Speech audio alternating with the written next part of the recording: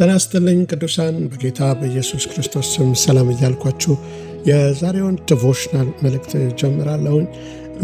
ባለፈው ጊዜ ጀምሮ ከኢያሱ መጽሐፍ እየተመለከትን ነበረ። የዛሬው ሐሳብ ከኢያሱ ምዕራፍ 5 ላይ ያለውን ክፍል ያተኮረ ይሆናል። ከዮርዳኖስ እስከ አለቃው በሚል ሐሳብ እንመለከታለን።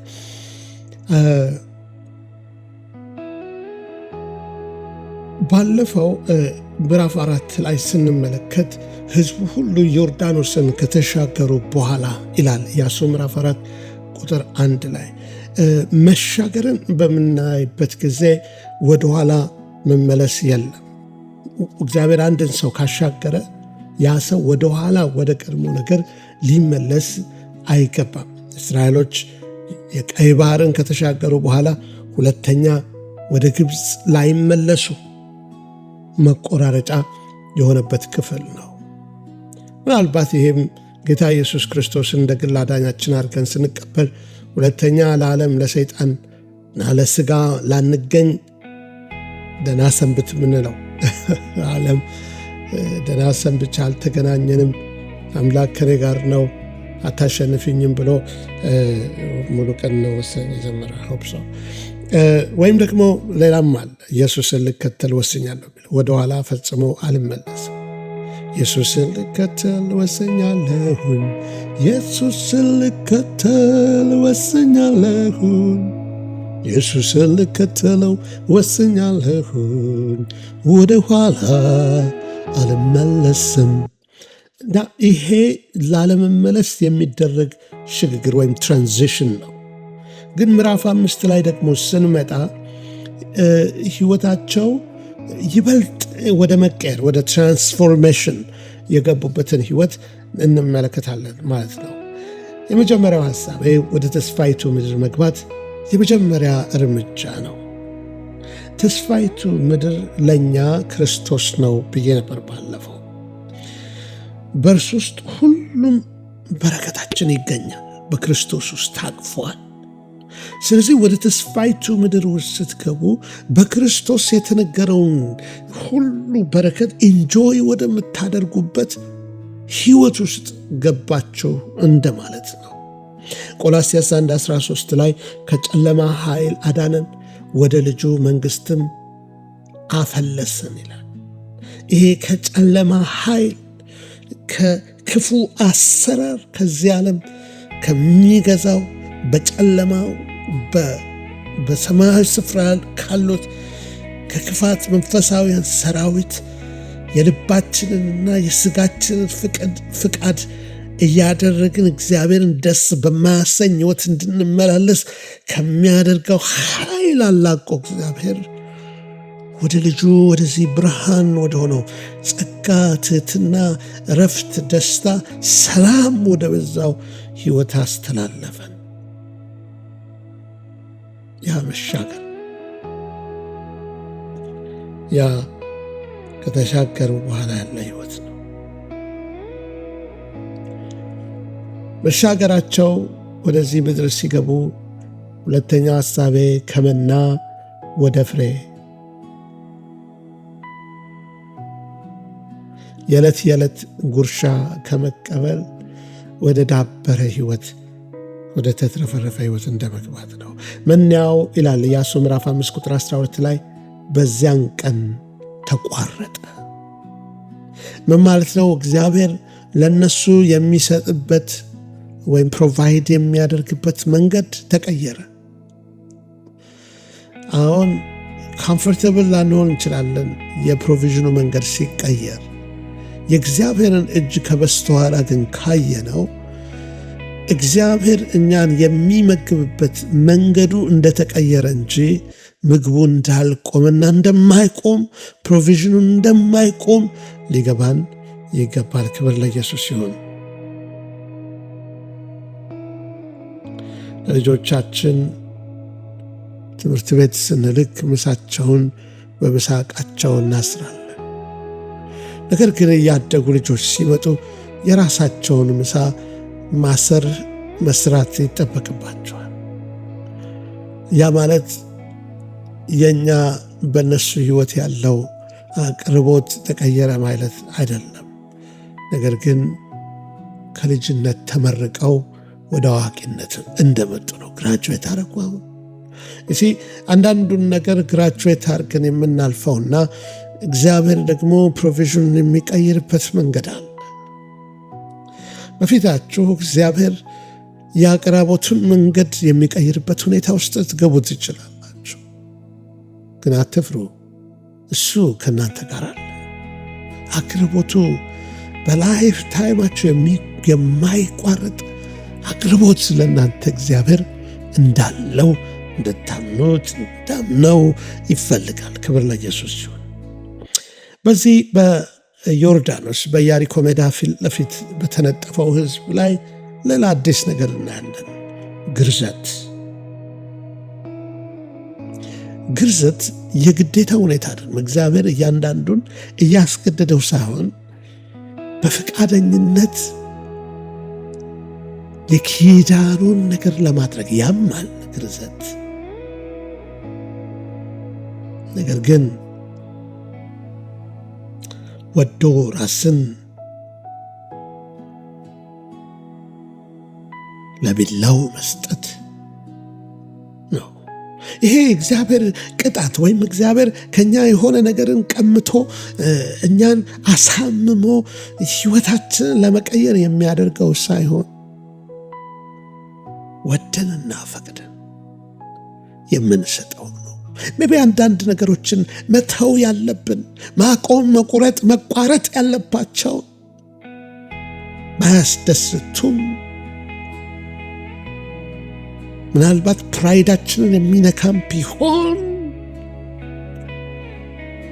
ያንን ቆርጠን ልንጥለው ስንፈቅድ ለመቁረጫው ቢላ ራሳችንን አሳልፈን ስንሰጥ፣ ለዚህ ነው ሮሜ 12 ቁጥር 1 ላይ ሰውነታችሁን ሕያውና የሚቃጠል መስዋዕት አድርጋችሁ ታቀርቡ ዘንድ በእግዚአብሔር ርኅራኄ እለምናችኋለሁ አለ።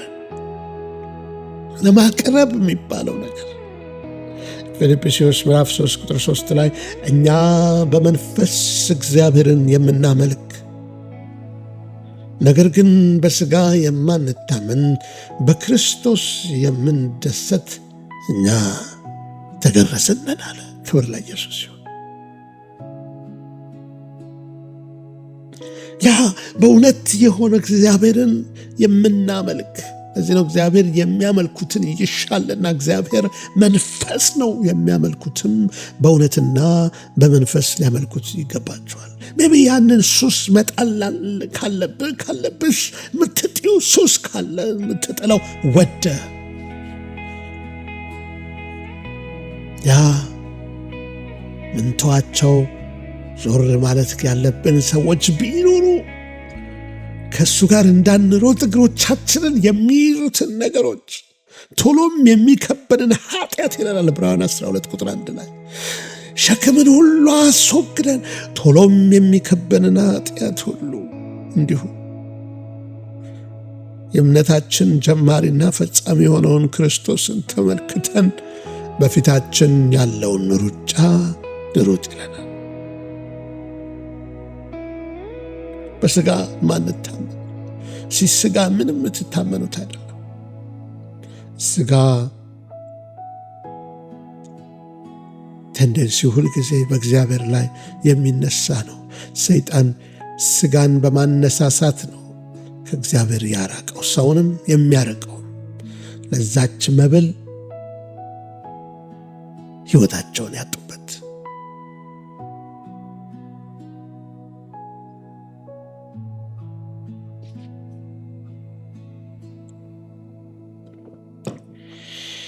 ወገኖቼ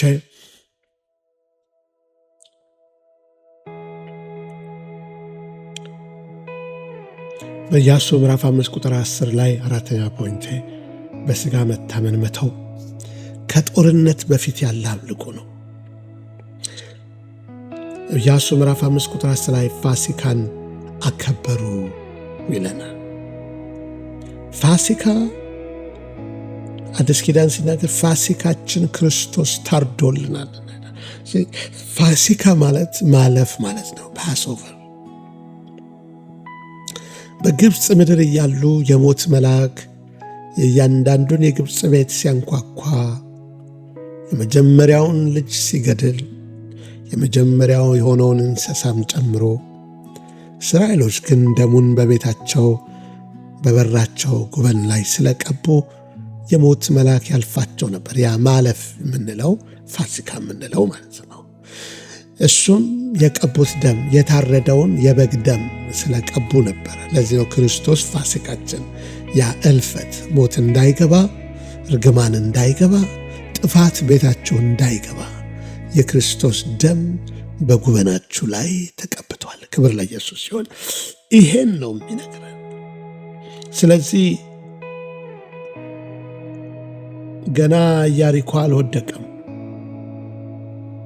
ግን አሁን ፋሲካን አደረጉ።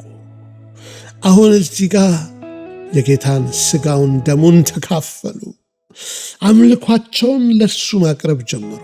አንዳንድ ጊዜ ፊት ለፊታችን ችግሩ አፍጥጦ እያለ በአምልኮ መንፈስ እንጠፋለን። እኛ ወደ ላይ ከፍ ወዳለው ክብር ያኔ በፊታችን የቆመው እንዲሁ ይቀልጣል።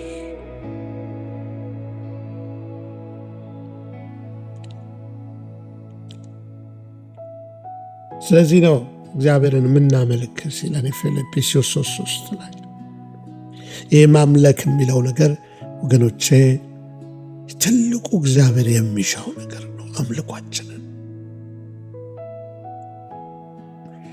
በላይም ስንሄድ የሚጠብቀን እሱ ነው።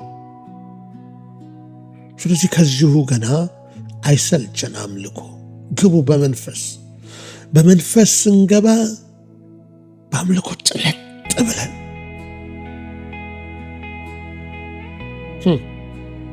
አምስተኛው ሐሳቤ ያለቃው መገለጥ ነው የምናየው። ከጦርነቱ መጀመር በፊት ዋስትና ሊሆን ብዙዎች ይስማማሉ። ክርስቶስ ሥጋ ሆኖ ከመምጣቱ በፊት የሰራዊት አለቃ ሆኖ ለኢያሱ ተገለጠለት። ሰይፉ እንደተመዘዘ ነው። ኢያሱ ደንግጦ ከእኛ ወገን ነው ወይስ ከጠላቶቻችን?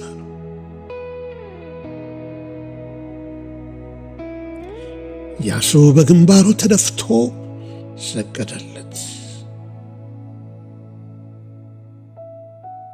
ኢያሱ ምዕራፍ 5 ቁጥር 13 ላይ ተመዘዘ፣ ሰይፍን ይዞ ቆመ። ገና ግድግዳው የኢያሪኮ ቅጥር አልፈረሰም። ሲፈርስ አይደለም ድሉ አሁኑኑ ተወስኗል። ነገሩ ሲለወጥ ሳይሆን በፊታችሁ የተወሰኑ ድሎች ይጠብቋችኋል። የምትሄዱበት በር የተከፈተ ነው።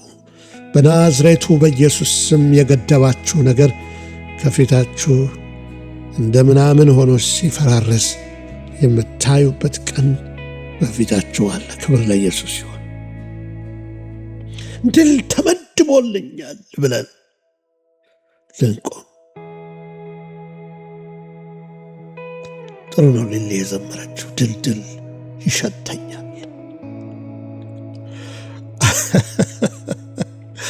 ድልድል ይሸታችኋል ከእሱ ጋር ስትሆኑ። የሰራዊት አለቃን ስታዩት በመንፈስ ውስጣችሁ ድልድል ይሸተኛል። ይህንን ተራራ ሜዳ አድርጌው ልለፍ። አሜን። ድል በፊታችሁ አለ። ሜቢ ዛሬ ኢየሱስ ክርስቶስን የሕይወታችሁ ጌታ አድርጋችሁ አልተቀበላችሁ ከሆነ በዚህ ሰዓት ይህንን ጸሎት አብራችሁ ትጸልዩ ዘንድ ጋብዛችኋለሁ። ጌታ ኢየሱስ ና ወደ ሕይወቴ ግባ። የኔ ከነዓን እኔን ልታድነኝ በመስቀል ላይ የሞትክ እቀበላለሁ። አንተ የምትፈልገውን ሕይወት እንድኖር ጸጋን ስጠኝ። ስላዳንከኝ ወደ ሕይወቴ ስለመጣ አመሰግናለሁ። አባት ሆይ ፍቅርህን ስለገለጥክልኝ አመሰግናለሁ። ልጅ ስላረከኝ ተመስገን። በኢየሱስ ስም አሜን። በመጸለይ ጨርሳለሁ። የሚያማችሁ ቢሆን ፈውስ የእናንተ ነው ዛሬ፣ ድል የእናንተ ነው ዛሬ።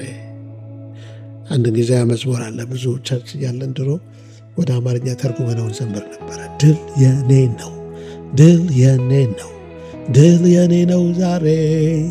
ሰይጣን ስማ፣ ከመንገድ ልቀቅ፣ ድል የኔ ነው ዛሬ። ድል ያንተ ነው፣ ድል ያንቺ ነው። አባት ሆይ በኢየሱስ ክርስቶስ ስም ስለዚህ ቀን እጅግ አድርገን እናመሰግናለን። ይህንን ቃልህን የሰሙትን እህቶችን ወንድሞችን እንድትባርካቸው፣ ማንኛውም በሕይወታቸው ላይ ያለ ተግዳሮት በኢየሱስ ክርስቶስ ስም የተወገደ ይሁን።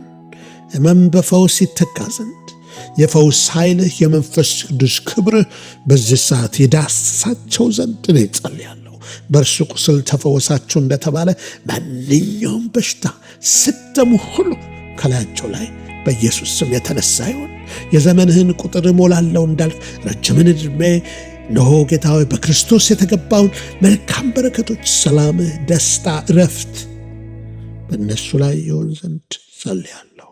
ሳምንቱ ለልጆቻቸው የበረከት ለእነሱም የድል ሳምንት ይሁን።